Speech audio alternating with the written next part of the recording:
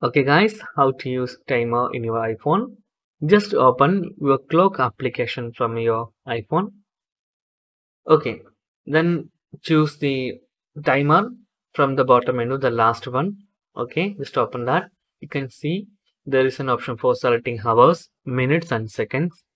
You can easily change the values like scrolling up or down, or just tap on that. Okay, tap and swipe. I'm setting 5 minutes. Okay, then click the start button to start the timer.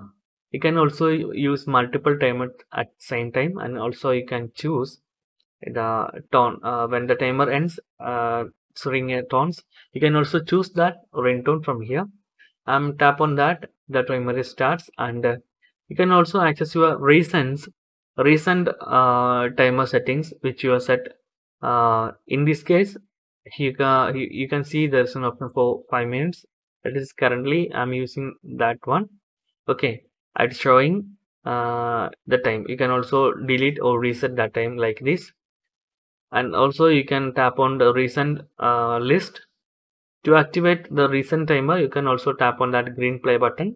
It is automatically turn on, and also you can see there is an option for plus button that I use to add a new timer for with new values. Okay, so it is very good application in iPhone. I like this. Also the same features also in Android. You can choose any seconds. Now I'm showing the 5 seconds. You can see how it's work. Okay, we have set the 5 seconds. After, you can see there's a pop-up window from your notification island. You can also delete that, and also that 5 seconds come to the recent tabs. If you set any time, that will come to the recent tabs. Okay, thank you so much for watching. Have a nice day.